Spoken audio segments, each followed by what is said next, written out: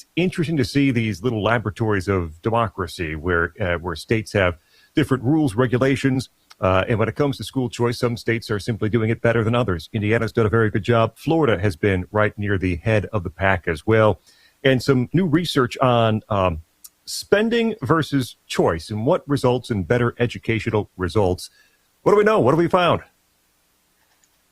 Yeah, thanks, Steve. So this week we had a new study come out with the American Federation for Children that looked at kind of putting these approaches head to head. There are some states that are spending a lot of money on education, and there are some states that have really taken this school choice route. And so what returns the most for their students? And I think what's maybe a little bit different about what we did with this study is looked at the outcomes for the public school kids. So this isn't even the ones who are using the program, who are benefiting from these life-changing opportunities to choose a new school. But what about those kids left behind, or so they say, in the public system? And looking at Florida over the first 15 years of their program, we actually saw that the benefits of competition for those public school kids in high competition areas improved their test scores.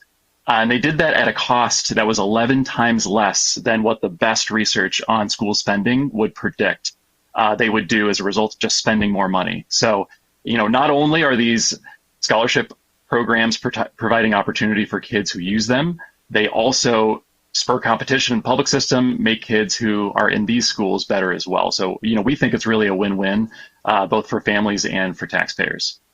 This is one of the critiques that is brought up time and time again when the subject of school choice is broached, which is the schools that accept choice students are going to siphon off the best students and leave the public schools to sort of die on the vine, that they're not going to survive. There's only going to be poor students left and results will plummet in those public schools.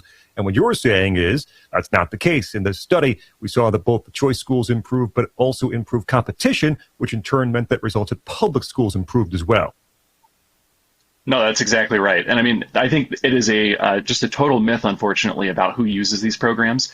You have to think about parents who want to find another school. It's not easy to move schools, right? That's a new morning routine. Sometimes you have to drive further away to get to some new schools. So folks who are opting in to choose a new private school, perhaps a charter school in some states, that's a challenging decision. And so, a lot of these folks are not finding a fit academically. They might be not finding a fit behaviorally or socially. These might be kids that have perhaps struggling disciplinary challenges at that school. And actually, that's what they found in Florida with this original study as well. At the beginning of this program, parents who used the program were actually more likely to be on Medicaid when their kids were born. They actually had data going back to when their kids were born.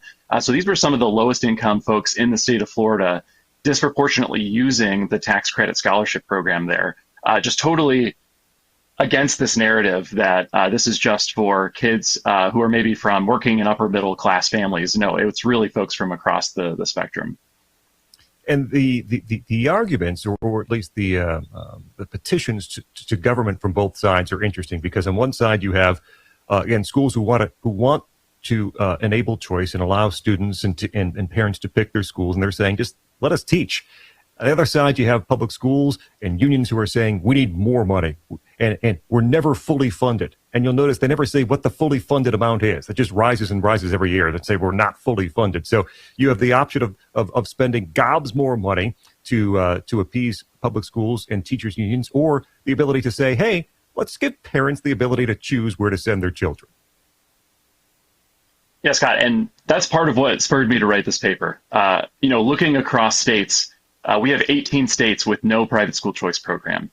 And those are typically the states that are spending the most on education per kid per year. So, the natural impulse is, well, how are states like New York, California doing in terms of educating their kids, and at what cost?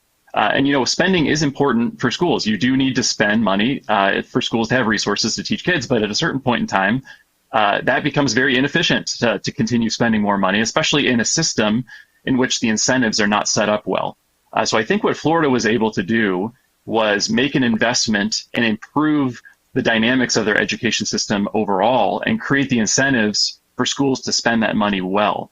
So even for those public schools in that state, that money was then devoted to keeping those kids in their school and keeping those families happy. If families come to you, you say, we have a problem, you address that because they have another option at the end of the day. And what that resulted in is over that 15 years, they spent $3.8 billion to fund the tax credit scholarship. If you took the school spending route, which I think wouldn't even be the fully funding that they're talking about in other states, it would have cost over $32 billion for the same result. So it's 11 times more it would have cost them if they had just taken that school spending route. And that's using the best school spending research that folks will cite as school spending works. Using those estimates is how much more. So more than 10x what it would have, what it cost through the Florida tax credit approach to improve the public schools. So I think there's a little bit of a sleight of hand using the research sometimes that overstates how much spending can do, especially on average, when you're trying to spend across the whole state to improve everybody's kids. So I think we're really trying to point out here, hey, look at these two research streams. School choice competition is actually a great way to improve your education system for everyone.